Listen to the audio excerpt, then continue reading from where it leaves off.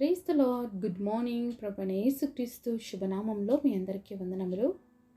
చిన్న ప్రార్థనతో ఈరోజు దేవుడి వాగ్దానాన్ని స్వతంత్రించుకుందామా? మమ్మల్ని ఎంతో మిక్కిలిగా ప్రేమించినటువంటి మా ప్రియ పరలోకమందున్న తండ్రి, నీ ఘనమైన శ్రేష్టమైన నామాన్ని బట్టి మీకు వందనాలు ప్రభా. ఉదయకాల సమయంలో మా అందరితో మాట్లాడు ప్రభా. ప్రతి హృదయాన్ని చూస్తున్న దేవుడు, ఎవరికి మాటలైతే అవసరమన్నాయో ఆ మాటల చేత మా అందరితో మాట్లాడి మమ్మల్ని దర్శించి ధైర్యపరిచి ఆదరించమని యేసు నామములో ప్రార్థిస్తున్నాము తండ్రి, ఆమేన్. ఈరోజు దేవుని వాగ్దానము ఆదికాండము 50వ అధ్యాయము 20వ వచనం. మీరు నాకు కీడు చేయని ఉద్దేశించితిరి కానీ నేటి దినమున జరుగుచున్నట్లు అది మేలుకే దేవుడు ఉద్దేశించెను. Genesis chapter 50 verse 20. But as for you, you thought evil against me, but God meant it unto good. దేవుడు ఇచ్చినటువంటి అద్భుతమైన వాగ్దానం మనందరి జీవితంలో నెరవేర్చబడును కాక, ఆమేన్. మనం చూసినటువంటి మాటలు ఎవరు మాట్లాడారో తెలుసా అండి? మరి ఈ మాటలు యోసేపు వాళ్ళ అన్నలతో చెప్పినటువంటి మాటలు అన్నమాట. మీరు నాకు కీడు చేయాలని ఉద్దేశించారు, కానీ దేవుడు వాటన్నిటిని ఏ విధంగా చేశారంట? మేలు చేశాడు. మనుషులు మనకు కీడు చేయొచ్చండి, కానీ దేవుడు ప్రతి కీడును కూడా ఆశీర్వాదకరంగా మార్చేటువంటి శక్తివంతుడైన దేవుడు.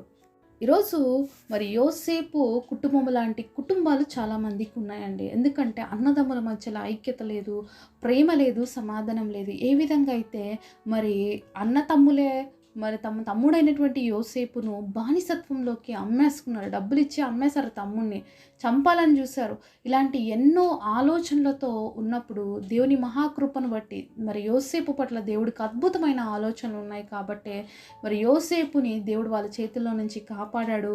ఉన్నతమైన స్థితిలోకి దేవుడు తీసుకొచ్చాడు. అన్ని దేశాలలో కరువుతో నింపబడిన పరిస్థితి ఉంటే మరి యోసేపు ఉన్న దేశంలో దేవుడు ఎంత సమృద్ధిని అనుగ్రహించాడంటే అనేక దేశాలకి ఆహారము ఇచ్చేటువంటి స్థితిలోకి దేవుడు తీసుకొచ్చాడు. కారణం ఏంటంటే యోసేపును దేవుడు అంతగా బ్లెస్ చేశాడు, ఒక అన్నదాతగా మార్చాడు. మామూలు పరిస్థితులు అన్నదాతగా మార్చలేదండి, భయంకరమైనటువంటి కరువుల్లో దేవుడు అతను అంత గొప్ప ఆధిక్యతనిచ్చి ఆశీర్వదించాడు. ఈరోజు నీవు కూడా నీ కుటుంబస్తులతోనూ, నీ ఇరుపొరుగు వారితోనూ, నువ్వు స్నేహితులతోనూ ఎవరి చేత నువ్వు అనిపించుకుంటున్నావో, ఎవరు నీకు కీడు చేయాలని చూస్తూ ఉన్నారో నువ్వు వారిని చూస్తూ బాధపడొద్దు. ఎందుకంటే ఆ కీడంతటిని దేవుడు ఏం చేస్తాడంటే మేలుగా మార్చేటువంటి దేవుడు. మనుషులు కీడు చేస్తే దేవుడు దాన్ని ఆశీర్వాదకరంగా చేయడానికి శక్తివంతుడు. కాబట్టి మనుషులు చేసేటువంటి కీడును చూసి, మనుషులు మనకు తెల్లపెట్టేటువంటి ఆపదలు చూసి మనం భయపడక మేలు చేసేటువంటి దేవుడు వైపు మనం చూసినప్పుడు ప్రతి కీడు ఆశీర్వాదకరంగా మారుతుంది, ప్రతి శాపము దీవెనకరంగా మార్చబడుతుంది. ఆనాడు యోసేపు జీవితంలో జరిగినటువంటి కీడు యోసేపు జీవితంలో దేవుడు ఎంత గొప్ప మేలుగా మార్చాడు కదండి.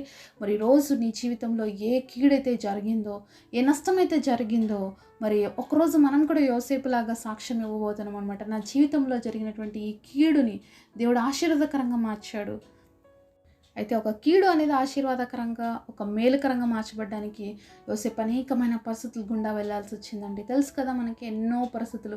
తండ్రి దగ్గర అల్లారు ముద్దుగా పెరిగినటువంటి కుమారుడు, ఎంతో కుమారుడు. ఎందుకంటే రాహేలు యొక్క మొదటి కుమారుడు. రాహేల్ని ఎంతగా మరి యాకోబు ప్రేమించాడో తన కుమారుడైనటువంటి యోసేపును కూడా ఎంతో ఎక్కువగా ప్రేమించాడు.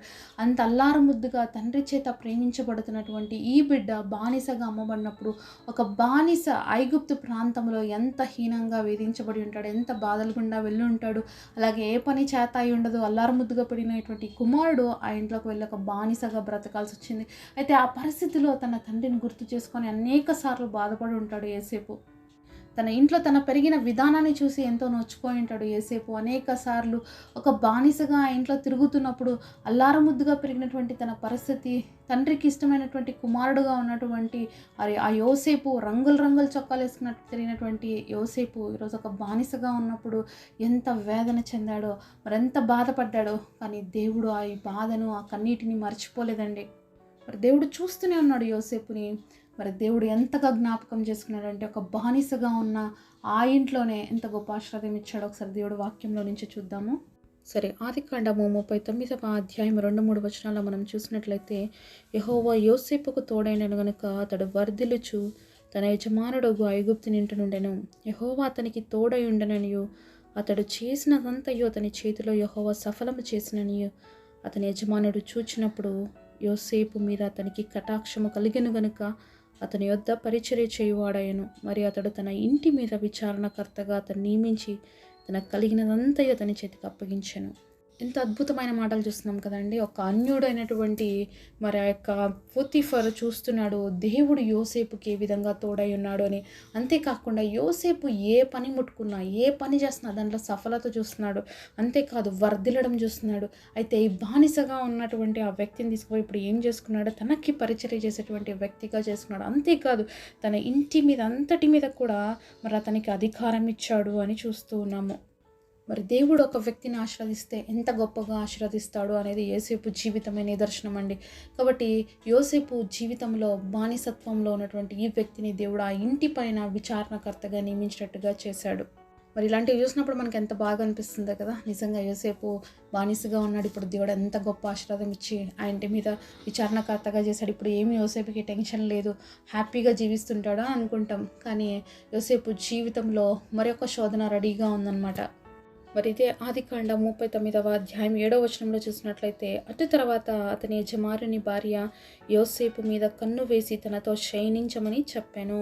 మరి ఏ ఇంట్లో అయితే హ్యాపీగా ఉన్నాడో, విచారణకర్తగా దేవుడు చేసి ఉన్నాడని సంతోషించవలసిన సమయంలో ఇప్పుడు ఒక శోధన రెడీగా ఉందన్నమాట యోసేపు జీవితంలో. ఏంటి అంటే మరి ఆ పోతీఫర్ భార్య యోసేపు మీద కన్ను వేసి తనతో పాపం చేయమని చెప్పి ప్రతిరోజు అతన్ని సతాయిస్తూ ఇబ్బంది పరుస్తుంది. కానీ ఆ పాపము నుంచి యోసేపు పారిపోతున్నప్పుడు అతని మీద భయంకరమైన నింద వేసి మరి ఆ పోతీఫర్ అతన్ని జైలుకి అప్పగించినట్లుగా మనం చూస్తాము. అంటే యోసేపు జీవితంలో నెమ్మది అనేటువంటి పరిస్థితి లేదనమాట. ఒకటి తర్వాత ఒకటి తన జీవితంలో ఎదుర్కోవాల్సిన పరిస్థితి. తప్పు చేయకపోయినప్పటికీ కూడా, పాపము చేయనప్పటికీ, పాపముకి రాజీ పడకపోయినప్పటికీ కూడా యోసేపుకి వచ్చినటువంటి ప్రతిఫలం ఏంటి తెలుసా? జైలు శిక్ష. యోసేపు ఏ తప్పు చేయలేదు, కానీ జైల్లోకి పంపించబడ్డాడు.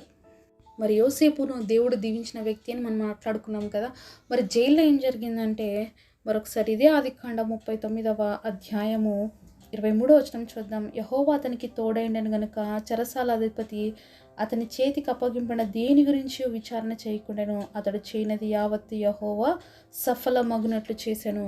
పోతీఫర్ ఇంట్లో ఉన్నప్పుడు దేవుడు అతనికి సహాయం చేశాడు, అతన్ని వర్ధిలింపజేశాడని చూస్తున్నాం. అలాగే ఇక్కడ జైల్లో కూడా అదే పరిస్థితి చూస్తున్నాం. అంటే యోసేపు ఎక్కడికి వెళ్ళినా కూడా యెహోవా అతనికి తోడుగా ఉన్నాడు. అంటే యోసేపు బానిసత్వంలో ఆ ఇంట్లో ఉన్నప్పుడు దేవుడు తోడుగా ఉన్నాడు, ఇప్పుడు జైల్లోకి వచ్చినా అక్కడ కూడా దేవుడు తోడుగా ఉన్నాడు. ఆ యొక్క జైలు అధిపతి చూస్తున్నాడు అనమాట. యోసేపు ఏ పని పట్టుకున్నా కూడా దాంట్లో సఫలత అనేది దేవుడు ఇస్తూ ఉన్నాడు, అలాగే వర్ధిలింపజేస్తున్నారు. జైల్లో ఉండే వాళ్ళందరూ కూడా యోసేపు మాటకి లోబడుతున్నాడు. అంత మంచి వ్యక్తిత్వం కలిగినటువంటి వాడనమాట యోసేపు. మరి ఎన్నిసార్లు దేవుడి సన్నిధిలో యోసేపు ప్రార్థన చేసుకుంటాడేమో, ప్రభువా ఏంటి నా పరిస్థితి, నువ్వేమో ప్రామిస్ చేసావు కదా, మరి నన్ను సూర్యచంద్ర నక్షత్రాలు నాకు నమస్కారం చేస్తాయని, మరి 12 పనులు వచ్చి నాకు సాష్టాంగ పడతాయని, ఇవన్నీ నేను చూశాను, కానీ నా పరిస్థితి ఏంటి అని బాధపడుతూ ఉంటాడు. అయితే ఇదే జైల్లోకి పాలదాయకుడు, భక్షదాయకుడు అని 2 వ్యక్తులు వస్తారండి. వాళ్ళకి కలభావం చెప్తాడు, ఎవరికి ఏ విధంగా చెప్తారో అదే జరుగుతుంది. అయితే పాలదాయకు చెప్తాడు, నువ్వు బయటికి వెళ్ళిన తర్వాత రాజుకి మళ్ళీ గిన్నె అందించినప్పుడు నన్ను ఒకసారి జ్ఞాపకం చేసుకొని, కానీ అతను బయటికి వెళ్ళిన తర్వాత మర్చిపోతాడు అనమాట. అయితే ఫరోకి భయంకరమైనటువంటి కళ రావడం వల్ల ఆ రోజు ఆ వ్యక్తి గుర్తు చేసుకొని యోసేపు గురించి చెప్పినప్పుడు బయటికి రప్పించబడతాడు. మరి ఎప్పుడైతే ఫరోకి వచ్చినటువంటి కళని ఎక్స్ప్లెయిన్ చేస్తాడో మరి ఆ యొక్క రాజుకి అర్థమవుతుంది, ఆ ఫరోకి అర్థమవుతుంది, మరి ఇంతకంటే గొప్ప వ్యక్తి ఇంకెవ్వరూ ఉండరు అని చెప్పి ఇతన్నే అధిపతిగా నియమిద్దామని చెప్పి మంచి గొప్ప అధికారాన్ని ఇచ్చి ఐగుప్తు దేశంలో మరి యోసేపు నిలబడతాడు. అంటే యోసేపు జీవితంలో అడుగడుగున మరి జైల్లో ఉన్న సమస్యలు వచ్చినాయి, పోతీఫర్ ఇంట్లో ఉన్న సమస్యలు వచ్చినాయి, అన్ని సమస్యల్లో కూడా దేవుడి వైపు చూస్తూ వచ్చాడు. అయితే దేవుడి వైపు చూస్తూ ఉన్నాడు కాబట్టి దేవుడు ఎంత గొప్ప ఆధిక్యత, ఎంత గొప్ప అధికారం ఇచ్చాడు అంటే ఐగుప్తు దేశానికి ప్రధానమంత్రిగా దేవుడు యోసేపుని ఆశీర్వదించాడు. మరి దేవుడి చేత ఆశీర్వదించబడే ప్రతి వ్యక్తి జీవితంలో శ్రమలు, కష్టాలు అనేవి ఖచ్చితంగా ఉంటాయండి. మరి శ్రమలలో దాగినటువంటి ఆశీర్వాదాన్ని మనం స్వతంత్రించుకోవాలి. అలాగే కీడు వెనక దాగినటువంటి మేలును కూడా మనం పొందుకోవాలంటే అనేకమైన పరిస్థితులు మన జీవితాల్లో చూడాల్సి వస్తుంది. ఈ పరిస్థితులు అన్నింటిలో భయపడుతూ కూర్చోక, నిరాశపడుతూ కూర్చోక దేవుడు మనతో ఉన్నాడన్న విషయాన్ని మనం ఎప్పుడు గుర్తుపెట్టుకోవాలి. ఏ విధంగా యోసేపు ఏ స్థలంకి వెళ్ళినా దేవుడు తోడుగా ఉండి వర్ధిలింపజేశాడు. ఈరోజు నువ్వు ఏ పరిస్థితుల గుండా వెళ్తున్నావో, ఏ మనుషుల మధ్యలో ఉంటున్నావో, మరి ఏ స్థితిగతుల మధ్యలో వెళ్తున్నావు, వీటన్నిటిలో నీకు కూడా దేవుడు తోడుగా ఉన్నాడు. యోసేపుకు సహాయం చేసిన దేవుడు ఈరోజు మనకు కూడా సహాయం చేస్తాడు. కీడు చేయాలని ఉద్దేశించిన ప్రతి కీడుని దేవుడు ఆశీర్వాదంగా మార్చినట్లు ఈరోజు నా జీవితంలో కూడా దేవుడు అట్టి గొప్ప ఆశీర్వాదాలతో నింపాలని ఆశపడుతున్నాడు. వాటిని రిసీవ్ చేసుకోవడానికి దేవుడి సన్నిధిలో మనం అప్పగించుకుందామా? పరిశుద్ధుడైన తండ్రి, మీరు మాతో మాట్లాడిన ప్రతి మాట కొరకే మీకు వందనాలు నాయన. యోసేపు జీవితాన్ని మా ముందు ఉంచారు అయ్యా. మేము కూడా తండ్రి ఈ మాదిరికరమైన జీవితాన్ని తెలుసుకున్నాము. ఆ ప్రకారంగా జీవించి మా జీవితాల్లో ఏదైతే కీడొస్తుందో వాటిని మేము మేలు అనుభవించిపోతున్నాము, నమ్మి స్తుతిస్తున్నాము. అలాగే మేలును మా జీవితాల్లో పొందుకోవడానికి మా అందరికీ నీ ఆశీర్వాదము, నీ దీవెన దయచేయమని నజరేయుడైన యేసు నామములో ప్రార్థిస్తున్నాము తండ్రి. ఆమేన్.